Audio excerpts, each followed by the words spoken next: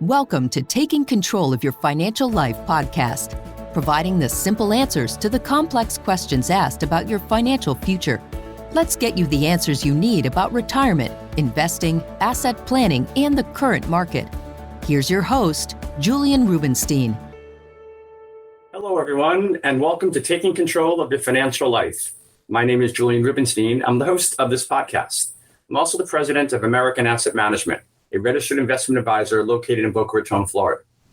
I'm very excited about today's show as we are fortunate to have Kimberly DeCarrerra, the managing partner of the DeCarrerra Law Firm, as our guest. So please join me in welcoming Kimberly to the podcast. Hello, Kimberly. Hello, Julian. Thanks for having me today. Thank you very much for taking the time out of your busy schedule to join us. Thanks. So as we spoke earlier, you're in Atlanta? Having a rough one there?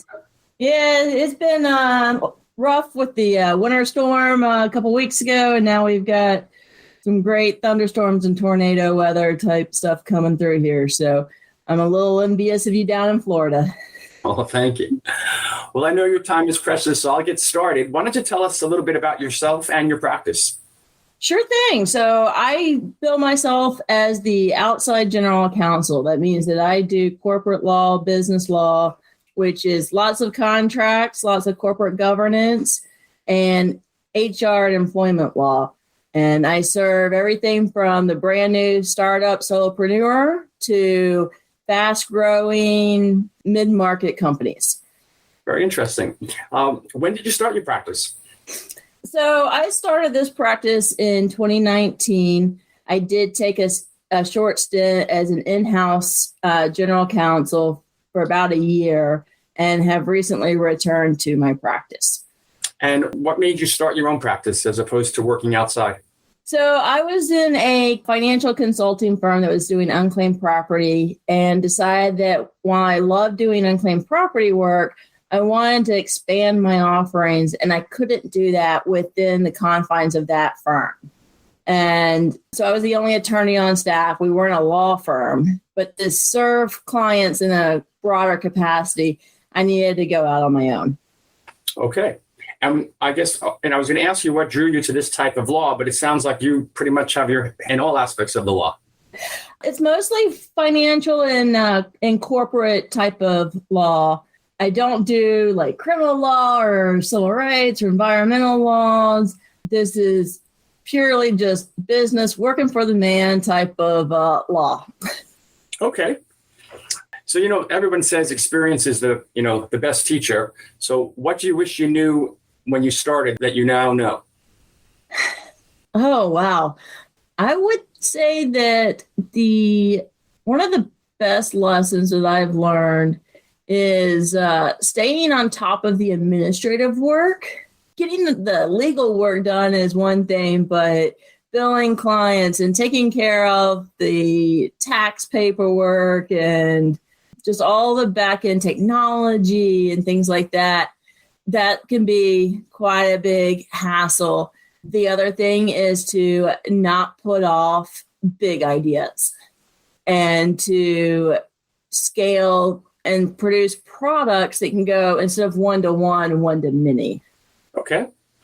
As an attorney, what's something that you share with most every client? Like some advice that you give almost to everybody? Done is better than perfect. Okay. I'll take that. So, a lot of clients, whether it be other lawyers or business people, want, the detailed analysis. They want some kind of long legal memo that's probably not going to be the best use of my time or their time or money. And a lot of times you just need actionable items. Like, here's 3 bullet points. Here's a pro and a con. All right, let's go make the decision. You don't necessarily need to make the decision with all the information. Yeah, I think they call that paralysis by analysis, right? Exactly.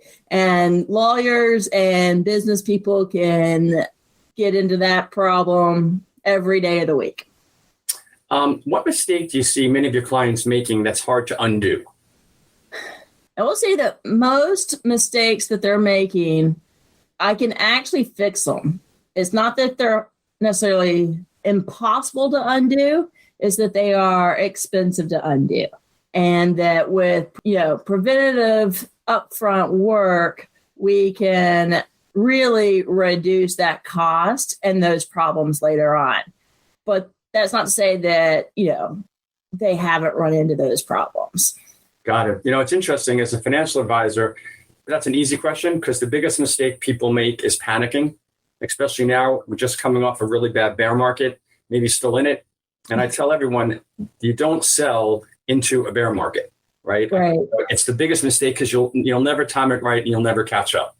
And it's interesting. I try to tell people it's like going into Bloomingdale's when they're running friends and family, it's 20 off. And you say, I don't want to buy now. Call me when it's back at full price.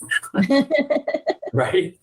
Right. Yeah. I mean, panic can always be a problem, but usually even selling a company takes so much work, right? That with all the due diligence, the contracts and negotiations that go on, it takes a long time to sell a company and to really, get that process all the way to complete, that you have a lot of checkpoints to go, is this the right time? It's interesting because every time I've sold a company, the only way we ever got the deal done was literally working through the night. Like all the negotiations, you finally had to get everybody in a room and just knock it out and not leave till it's done. I have not done one transaction where it was 9 to 5.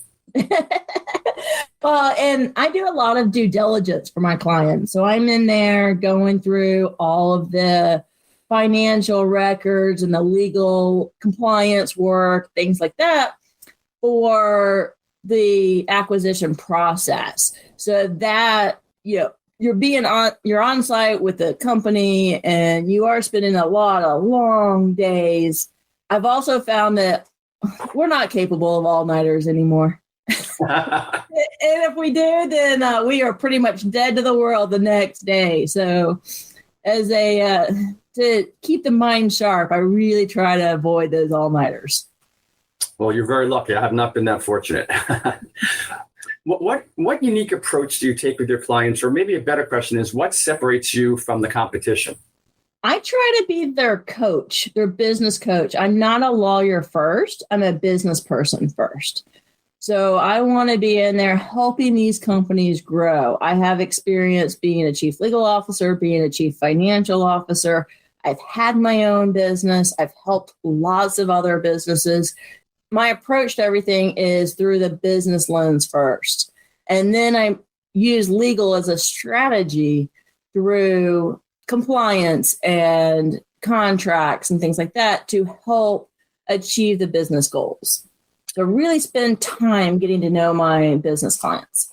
Yeah, I'm pretty similar in the sense that one of the things that I do is my portfolio is exactly like that of my clients. So I'm in their shoes. And I think that's kind of what you're saying. You've been there, you've been an owner, you've done all these things. And I think when you can say that, it's a very, very few people can say that to their clients, that, I've done it and I'm in this with you as a partner.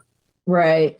And I try to really dive into the companies and get to know them. I mean, every company is different, but there's a lot of, similarities between them, particularly within industries or various different verticals. So that really lets me get in there, know who they are, who their vendors, their customers, their employees, how to really avoid risk or minimize risk and maximize their profitability. Great. So is there anything else you want to share with our listeners that we didn't talk about? So one of the things that I am working on right now, I mentioned earlier going one to many.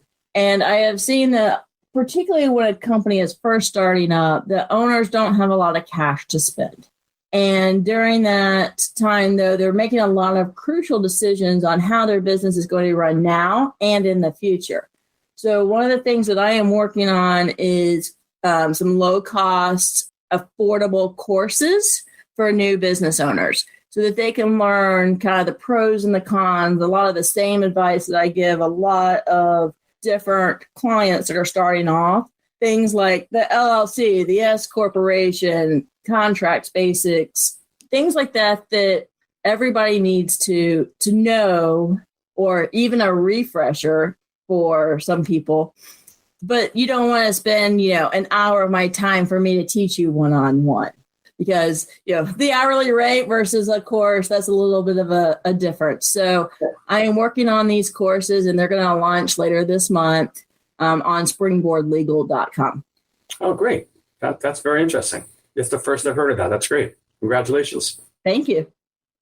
Well, I think we're wrapped up here today. I want to again thank you very much for taking the time to join us, and I look forward to maybe doing this again. All right. Sounds good. I would love to join you again. Thank you. Thank you for tuning in to Taking Control of Your Financial Life.